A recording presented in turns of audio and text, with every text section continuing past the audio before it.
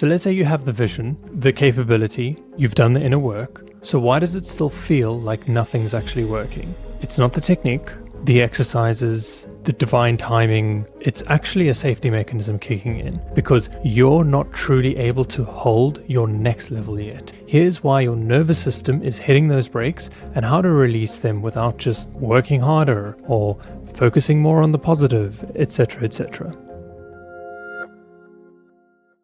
Hey, welcome. If you're new, I'm Ken. I help spiritual coaches, facilitators, and soul-led leaders expand their capacity for impact and fully hold the mission they know they came for.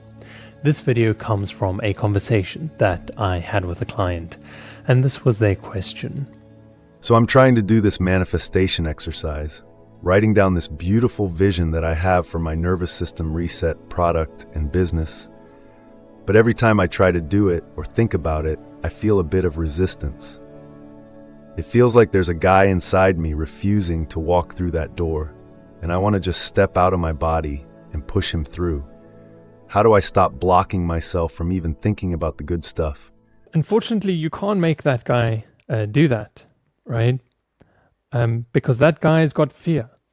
And so it's like, hey, believe me, trust me, there's like money on the other side of the door. No, there's spiders.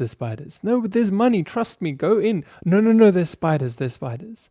So the fear will cut any logic, will cut any form. It will stop the process of fully manifesting and realizing and stepping into the things that you truly desire, because at a fundamental core, there is a part of you that doesn't believe you can have it. And then there's a deeper fundamental part that might even feel, okay, I don't even feel like I deserve it, right? This is a disconnect from one's sense of self-love, one's sense of self-trust, because the survivalism, can things be okay? Can they manage? This is actually got nothing to do with your ability to create abundance, because of the fact that the source code running here is just the feeling essentially of not actually feeling good enough, not feeling loved enough. And so it's even difficult to imagine, in some cases, even in the meditation, to feel that hug, to feel that love. Because on a core, you're struggling to feel that love for yourself. And so it's difficult to feel that love from others. That's why you could have all the people in the world tell you amazing things. The moment they stopped, your world would fall apart, because it's not coming from within you, it's coming from these dependencies, right? And so the fundamental belief here, even when it comes to this type of manifestation block, it's really got nothing to do with being able to tap into manifestation at all. It's got to do with being able to express yourself in this world, because manifestation is actually a reflection of something you create, right? Before we get back to the video, if you're a coach, facilitator, or practitioner, and you know you are here for a mission, to be part of a shift and create a great impact, then I have a gift for you. See, it's my mission to help soul-led leaders to get to their next level of impact by tapping into their full power and intuitive clarity to fully hold the frequency they are meant for. Most tools and methods out there can only get you so far in this journey, and it's my job to share channel systems and tools for your next level. So take the 30-second quiz to receive a premium activation meditation tailored to your specific mission goals. This is the same caliber of tool that my private clients use, and it activates that power within you in just 15 minutes a day. So enjoy. The link is down below. You create from a place of passion, from a place of joy, from a place of excitement, of curiosity. But if you're feeling a sense of lack of self-worth, a lack of even deserving, a sense of, oh, but this is not even possible, then you can't tap into your own sense of manifestation, because you're not tapping into your own creative expression, your own ability to express yourself in this world, not just even talking, but also in doing. So again, the residing block is still reverting right back to this original thing, which is, okay, man, well, how do I make more peace, or how do I start feeling like I deserve things, or start feeling like these things are possible? Because if we had to dissect your life, there's probably many situations where it didn't seem like it was something that could happen, and yet something cool did happen. But our focus is on the one that's proving our conditioning and our source code right, because that's the frequency we're operating from. And that's okay, that's understandable. Many people do this. Everyone has their own themes that they're uncovering and exploring.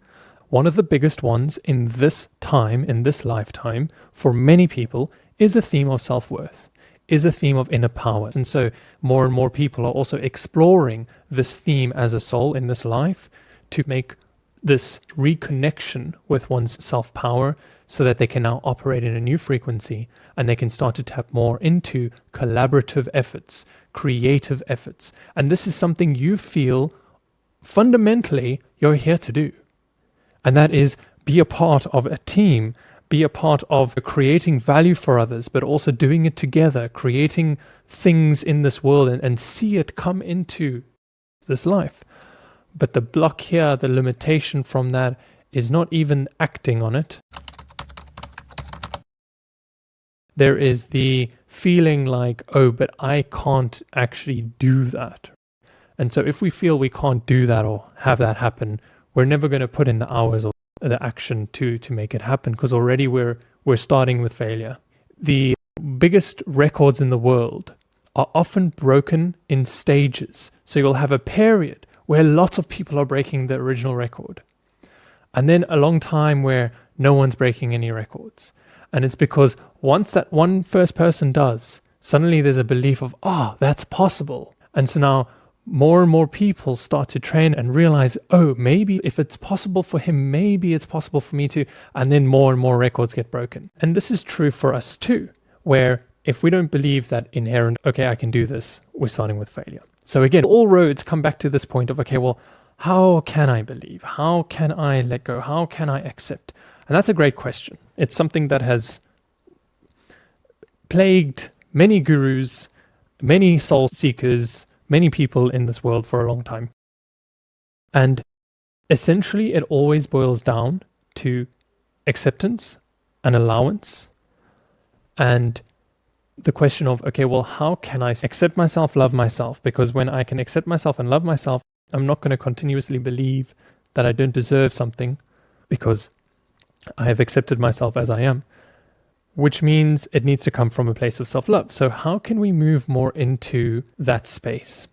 Well, firstly, the themes that come up, the decisions that we made, the stuff that we've done that we're not proud of, or that we feel were mistakes, or that we feel didn't serve us or didn't support us, we can start to make peace with and realize that this life is about experimentation and exploration. Right or wrong is a human concept. It's in our mind. It's in our head. We see it simply because we choose to do so, if something is right or wrong. When you look at the people that grow the fastest, it's the ones that make the most mistakes. Why? Because they're not holding an idea of perfection and needing to be good enough. They're simply learning and trying and giving themselves the room to explore this world or this project or whatever it is that they're doing. And that gives them such freedom from having to do something in a high expectation kind of way to just being able to explore curiosity. And curiosity is where your guidance system lies. It's where your intuition lies. It's where your soul is telling you where to go. It's in curiosity. So when you don't have that fear, suddenly you can tap more into that flow, more into that creativity, because you're allowing it to just be free. And when we allow the imagination to be free, we think of cool things. And when we allow ourselves to be free, we can do cool things. So it's the same concept here. But again, this just reiterates my point, and still there's no solution here. So how do we make more peace with that? And that's a process, but finding more and more ways to have more and more, let's say, acceptance of the things that come up instead of me asking, how can I fix this or how can I change this? Because that's telling myself that I'm not good. I'm actually bad because I shouldn't be this way. I shouldn't have these thoughts because I shouldn't be this way. I shouldn't have these negative things show up. I shouldn't be this way. That's just continuously singing the song of, I'm not good enough. I'm not basically worthy enough. I'm not as I am right now, not accepting myself. So instead, we change the mechanism there to say, how can I accept even this part of me? How can I accept this flaw? How can I accept this negative thought? And what's funny is there's a empowerment that starts to happen, a feeling of sense of self-love. And that feeling is so powerful, is so, effective and so catalytic, and also even almost, influences other people as well, not just yourself, that you can start to exude more of that and share it with more people. But this is where, if you can really tap into that, you can start to shift all the things in your life. But most importantly, it's not something you can fake. It's not something you can follow a step-by-step guide to do. Because if it was so easy, then everyone would have such a sense of self-worth. This is something that you have come to essentially have the challenge to overcome and to do. But once you do, think about that energy that you start to carry within you and that you get to share with others in actually doing the stuff that impact, that value that you want to share with the world. It has to come from a place of actually having done so, right? It has to come from a place of having held your own embodiment of who you are and your love, because the only way you can share pure love with others or pure expression or pure value is to actually be in a place where you feel that internally. Otherwise, it's always looking for metrics or validation or some kind of system to give you positive feedback. And so it has to come from this internal place. I've nailed that part quite a lot.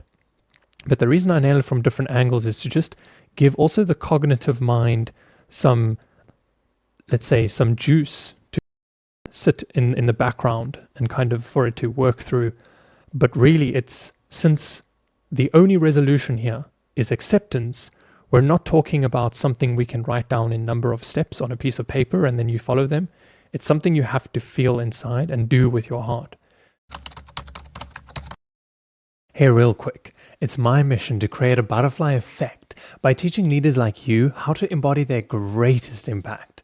I've already impacted over 4,000 soul-led people with my authentic business and intuition programs and coaching events. And the aim of this video is to reach even more spiritual teachers so we can start to make an even greater difference. So if that's you, click on the subscribe button. And if you know someone who would actually benefit from these insights, go ahead and share this video with them.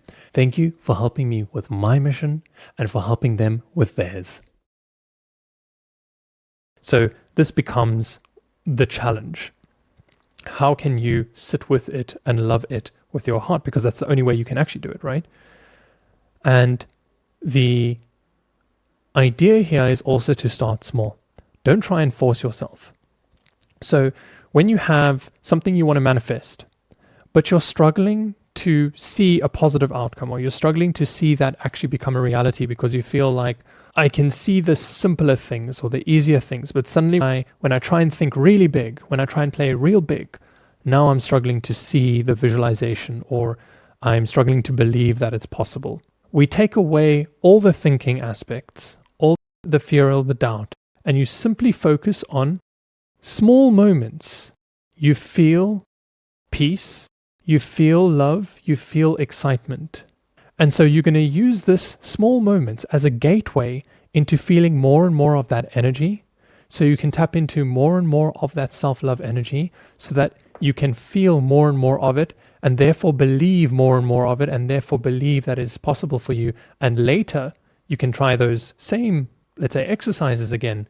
And I can guarantee it's going to be easier because you've been practicing doing the smaller aspects rather than trying to force your way into believing that it's true, because you know with your mind it can be possible, but you're not feeling it in yourself because you're still feeling like, oh, I don't know if it can really work. I don't really know if I can do that. Those self-worth patterns. But instead, if you're just tapping into the feeling of what excitement. The things that are curious when I do that, what it feels like. When I tell someone a good advice and then they walk away smiling and happy, how good that feels. How I feel good. How I feel like I'm creating an impact, I'm sharing, and tapping into the fact that, you know what, even my simple smile in my life matters. Even when I'm rude to someone else, that also matters because it is also helping them realize things in themselves. It's me realizing that, look at even me being my worst sometimes is actually helpful to others. Me being my best is helpful to others. You know what? I am fundamentally always helpful to others. I am meaningful here. My presence is meaningful. My exploration of this world that I fought to come in and was selected to join is meaningful. And so we practice these smaller things, and more, you're opening up this doorway of more of this self-love to come through. And by feeling more of that energy, it's easier to feel it in bigger ways. But when you're not feeling it in the smaller ways, it's going to be very difficult to feel in the bigger ways. And it's almost always easier just to start smaller and be more general. So just if you just basically tap into one moment you were excited that happened, and you just feel excitement. One moment where you felt a bit of love and you feel that love, and you get more and more connected to it. Where does it feel in your body where you feel that emotion? Is it on your skin? Is it in your muscles? Where do you feel that energy? And get more and more sensory. Do you feel more energetic? Do you feel more peaceful? Like, what are the other sensations that you feel? Where in your body as well, in the physical way? How do others react to that? So you become more sensory in that small thing. And so you can continuously get closer and closer to that frequency to feel more and more of that self-worth. And that's the practice to tap into more of that self-worth that you can have. And then when there's things that trigger not feeling self-worthy, so the patterns that show up, the stuff that is uncomfortable, then you ask, instead of saying, hey, I must fix this because it's wrong with me, you say, oh, I know that this is going to come up because I came here to explore this. I know that there was going to be things where I was going to feel a little bit not worthy because I know that this has been a pattern in my life. And I know that I came in to explore that, and I know that I can't fix it. I know that the only thing I can do is give it the space to be heard and accept it. And so I'm going to say and ask myself, instead of how can I fix this or change this or manipulate it or think my way through it and force it, instead I'm going to say, how can I accept it? And you can feel the energy is very different. One is an energy of allowance, one is an energy of resistance.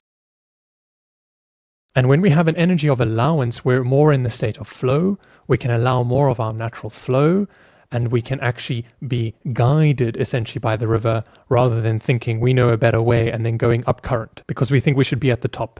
But sometimes we just need to make our way down to the bottom of the river so that we can walk around the mountain right back onto the other side, for instance. That was actually the much faster, easier way. And we found some beautiful apples there to eat and a beautiful friends to meet. It was the better way anyway. And so the only choice we have is acceptance, which is an energy of allowance. And so when we shift that question in our mind of, cool, how can I accept it? How can I make peace with it? We start thinking a little differently, and we open the closet, so to speak, for more and more of the letting go aspect. Hey, it's me again. If you have any questions or thoughts, share them in the comments section down below and I'll be happy to chat. And if you're looking for more intuitive guidance on your soul mission journey, then click on this video above and I'll see you there. Until next time, bye.